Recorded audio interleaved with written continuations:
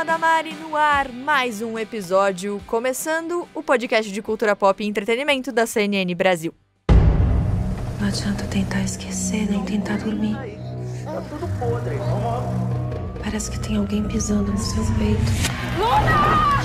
Você tenta acordar, mas não consegue. Você quer gritar, mas a sua voz não sai. Você pode até sair daqui, mas não vai sair da sua cabeça. Já identificou o nosso assunto de hoje? Pois é, eu tô falando de um sucesso, Cidade Invisível. Poucos dias depois de estrear na Netflix, no começo de fevereiro, foi parar no primeiro lugar do top 10 de séries mais vistas no Brasil da plataforma. Só que não parou por aí, galera. Por quê? A gente tá falando de uma produção nacional que também entrou pro top 10 de outros 40 países ao redor do mundo. Aliás, você que acompanha o Na Palma da Mari, com certeza é uma pessoa antenada, tá sempre de olho na internet. Não sei se você já viu nas redes sociais os vídeos dos gringos reagindo à Cidade Invisível. Se você não viu, eu recomendo que você vá ver depois que acabar o podcast, né? Espera acabar a conversa e depois você vai. Eu tentei tirar ele de lá pra levar pro mar, só que apareceu um policial e eu... Ele viu? O que aconteceu? Eles estão entre nós, Eric. Desde que o homem é homem.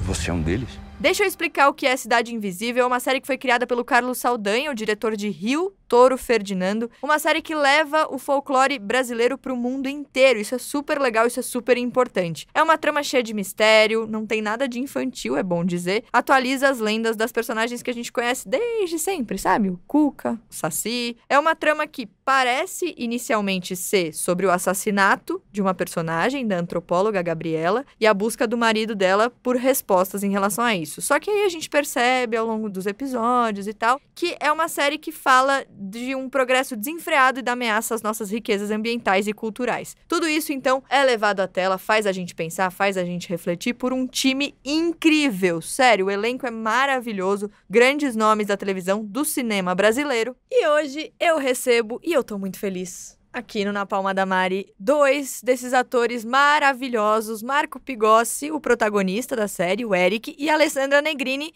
Eu não vou contar qual é a personagem da Alessandra Negrini pra não dar spoiler pra você que tá ouvindo, mas eu queria dizer que eu tô muito feliz. Eu nunca vi um estúdio de podcast tão animado com convidado que nem nesse episódio, então é um prazer enorme ter vocês aqui.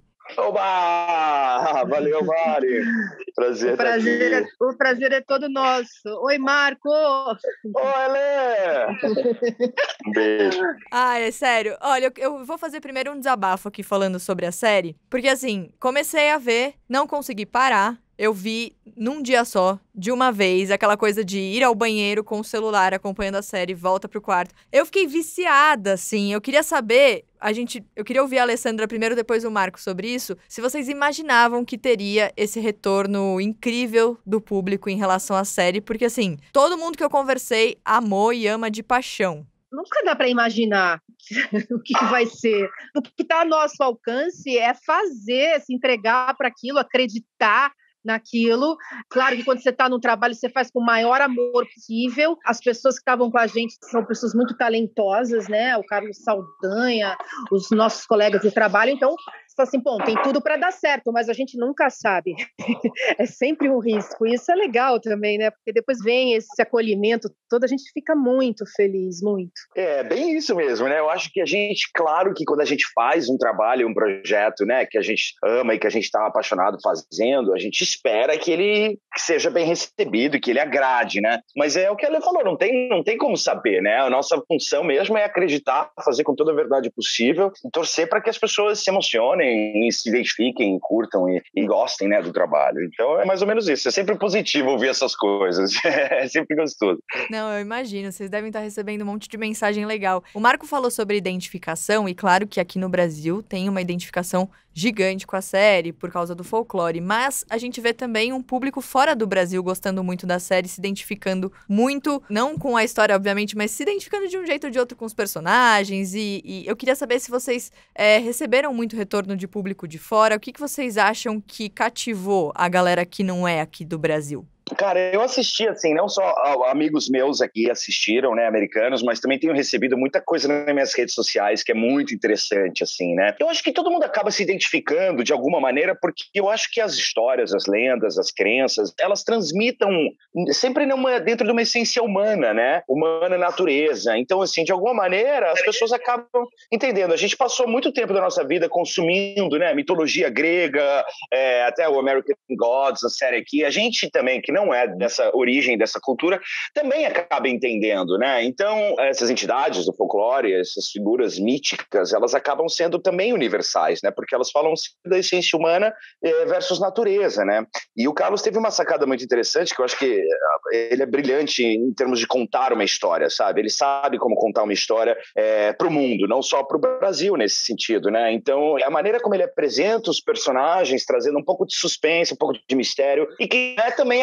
tendo aos poucos ficar tudo muito explícito e explicativo, né? Então, acho que a maneira como ele conduziu isso foi brilhante. E todo mundo aqui acaba se identificando. É claro que tem uns comentários super engraçados, assim, né? Tipo, como é que o Curupira é o protetor da floresta se ele pega fogo, sabe? Coisas assim, que os gringos acham curioso, né? Não sabem exatamente a essência da história, da onde vem e dessas crenças, mas eles acabam curtindo e brincando. Então é muito interessante. Alguns eles se identificam mais fácil, né? Como a personagem da Lê, que acho que não é spoiler, a gente pode falar que ela é a Cuca, né, gente? Tá bom, vai. Que tem uma essência mais europeia, né? Do mito, da história, né? Da Cuca, ela veio da Espanha, de Portugal, então as pessoas se identificam, porque vem das bruxas, então já é mais fácil a identificação, mas alguns é mais curioso, mas é muito legal ver a reação da galera, e eles curtem, né? Muito, muito, assim. É interessante ver esse ponto de vista diferente, né? Agora, tem outra questão também que é muito legal, que é, quando eu vejo que tem uma série brasileira fazendo sucesso, cara, meu coração fica muito feliz, assim. Então, Ale, como foi pra você fazer parte disso? Porque a gente sabe que é importante ter produções brasileiras pro mundo, assim. Então, nesse sentido, como foi pra você? Eu acho que isso é uma questão, assim, que para mim foi, quando eu fui chamada para fazer, isso era uma das coisas mais legais, né, do projeto, saber que a gente ia levar a nossa cultura para mais de 190 países, isso é um orgulho, né, mas aí, o que eu tenho sentido das pessoas, da manifestação das pessoas, é que não é um orgulho meu, do Marco, assim, da gente estar fazendo, é o orgulho de todo mundo, né, você mesmo falou, meu coração bate, todo mundo se sente dono disso, né, do produto, todo mundo é responsável por isso, que é nosso, isso é muito bonito, isso é muito legal, todo mundo tá orgulhoso, feliz, né, com o sucesso da série lá fora.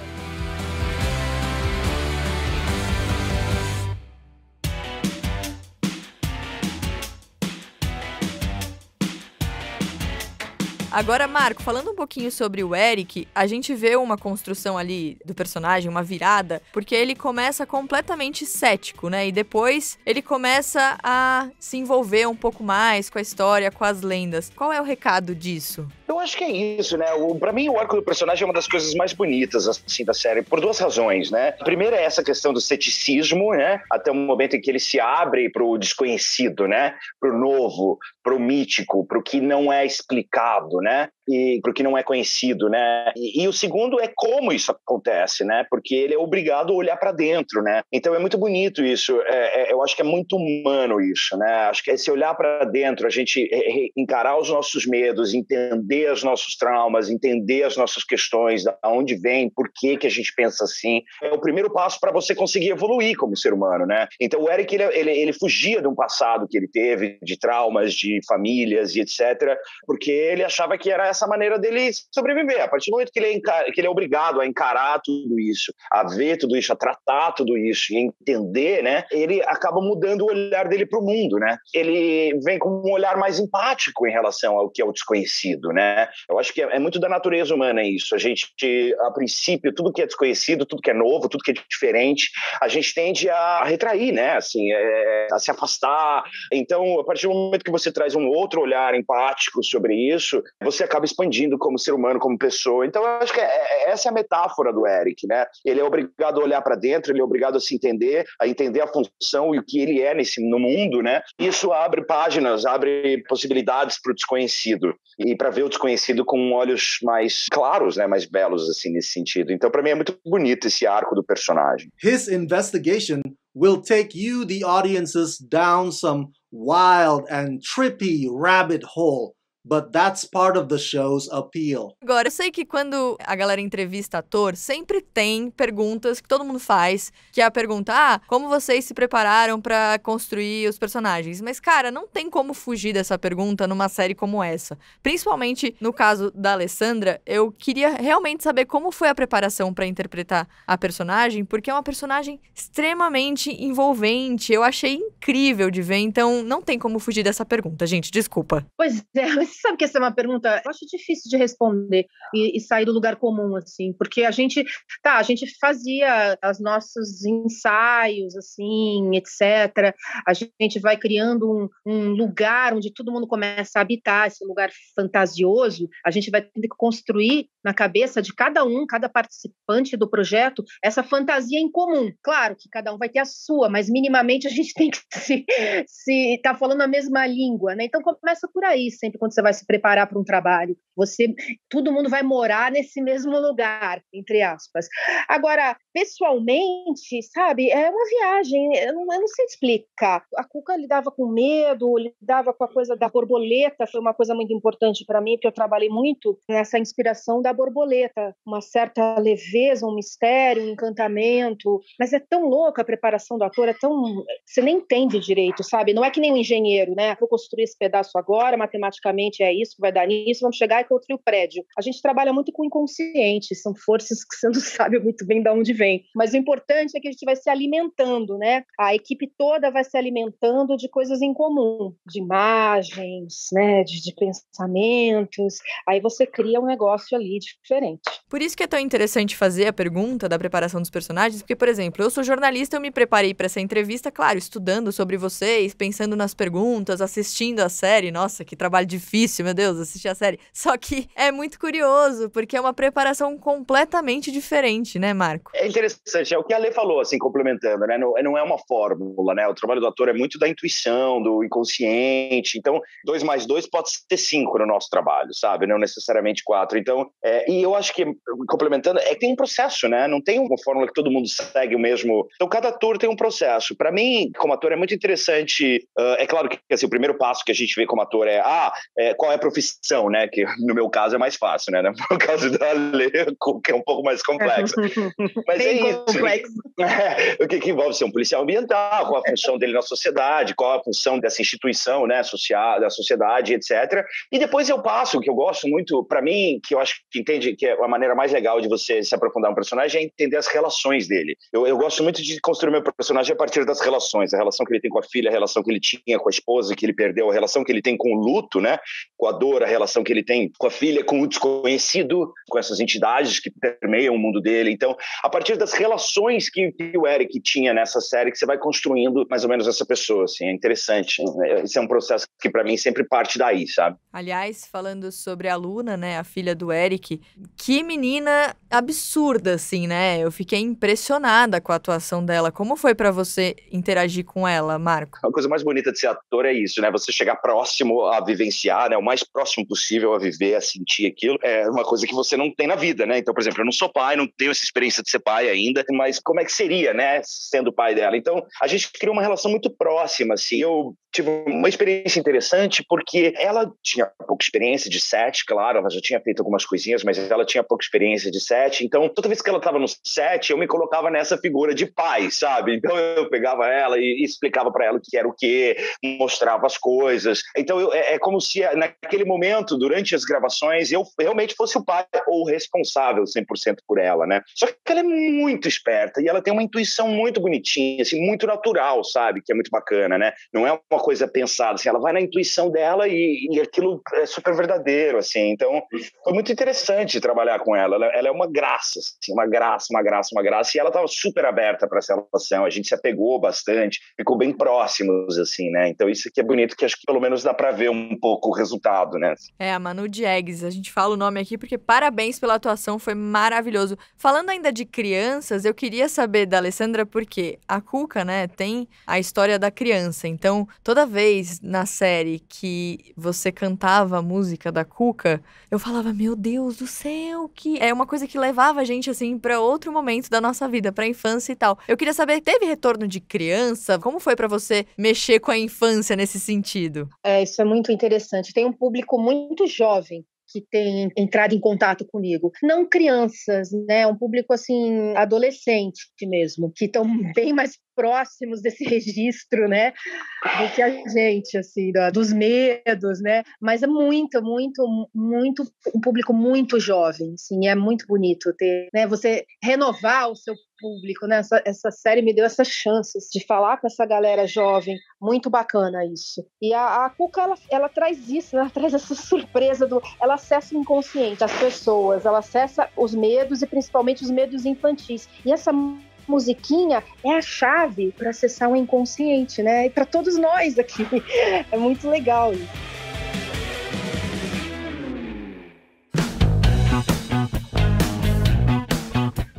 Bom, gente, a gente tem sempre uma brincadeira aqui no Na Palma da Mari, funciona assim. Eu faço umas perguntas rápidas e aí vocês respondem rápido também com o que vier na cabeça, tá bom? Tá bom, vamos lá. Então bora lá, vou começar com o Marco. Marco, série ou filme? Filme. Alessandra, um personagem preferido do folclore? Saci Pererê. Também um personagem incrível na série. Você que tá ouvindo a gente, eu já tô falando um monte aqui. Eu nem sei se a galera já viu, se não viu, mas eu já tô me... O Wesley, ele arrasa, ele arrasa. Antecipando aqui, falando tudo é incrível. Marco, se você pudesse ter um poder sobrenatural, qual seria? Respirar embaixo d'água. Nossa, gostei. Achei curioso. Por quê? Amo água, sou fascinado por água desde pequeno. E, cara, é um outro mundo, né? É um outro universo, é um outro ecossistema, é um outro planeta quando você mergulha. Eu sou apaixonado por mergulhar. Então, eu iria totalmente para isso. Mais do que voar, eu adoraria frequentar os dois mundos. Eu vou dividir com você. Meu sonho é mergulhar com tubarões. Ainda não realizei, mas... Nossa, que medo. Você não tem coragem? Eu não tenho esse sonho, não, nem um pouco. Esse é o passo, seria um pesadelo, né? Pesadelo, na verdade. Esse é o passo. Nossa, gente, sério, eu quero muito fazer isso um dia. Alessandra, a pergunta que todo mundo faz e assistindo a série, todo mundo quer saber... Qual é a fórmula da juventude? Se tem uma pessoa no mundo que tem essa fórmula, é você. Amo!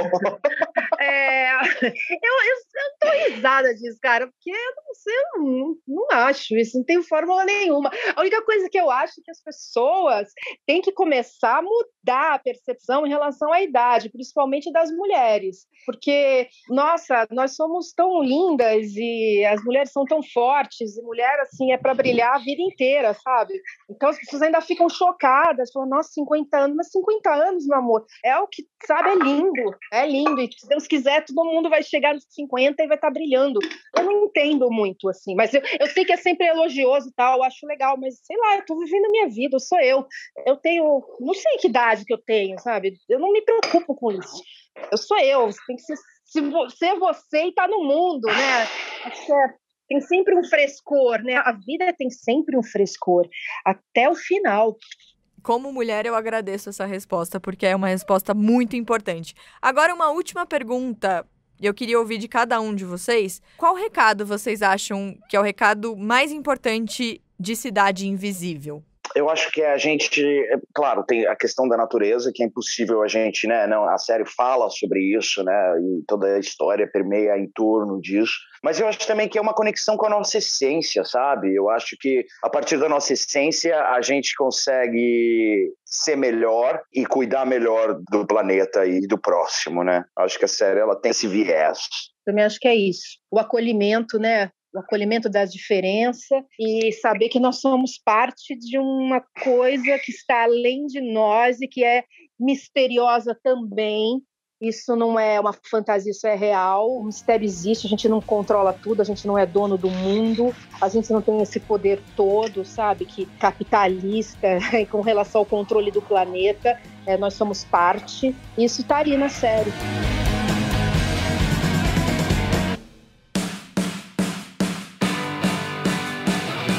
encerrar, uma indicação de vocês, assim, pra gente que acompanha aqui o podcast, um filme, uma série, um livro, o que vocês indicam pra galera que tá agora querendo achar alguma coisa pra ver, ler, ouvir? Eu assisti ontem o Tigre Branco, da Netflix. É um filme indiano lindíssimo, quer dizer, uma produção já americana, mas o filme é lindíssimo. Eu acho que eu colocaria mais ou menos assim, Que Horas Ela Volta, versão índia pop. Eu achei que o filme é maravilhoso. Ah, cara, a última coisa que eu vi foi o documentário do Polvo na Netflix, que é lindo também, que tem muito a ver com a nossa série, né? Que eu acho que muita gente já deve ter visto, mas quem não viu, veja, porque é lindo. Meu professor Polvo, é isso? Meu professor Polvo, tem muito a ver com a gente, né, com a série. Belíssima indicação. Gente, eu queria agradecer muito, foi um prazer enorme ter vocês aqui. De verdade, como eu já falei, o estúdio de podcast tá animado, pena que não dá pra vocês verem, mas quando passar a pandemia, a gente depois, enfim... A gente faz um presencial, galera. Um presencial, com a segunda temporada que a hashtag vai subir, a gente faz presencialmente, aí vocês vão sentir essa animação de perto. Obrigada mesmo, viu? Foi um prazer gigante. Obrigada. Valeu, Mari. Um beijão. Beijo pra todos. Galera, então vocês ouviram. Vamos subir a hashtag pedindo a segunda temporada de Cidade Invisível. Se você ainda não viu, corre na Netflix pra assistir, porque vale muito a pena. Eu assisti, como eu disse, num dia só, né? Você deve perguntar, mas não tem mais nada pra fazer? Tenho, mas a gente vai adiando, entendeu? E vai assistindo. É assim que funciona a vida. É isso, gente. Mais um episódio do Na Palma da Mari. Semana que vem a gente tá de volta com muito mais. Um beijo, obrigada. Tchau.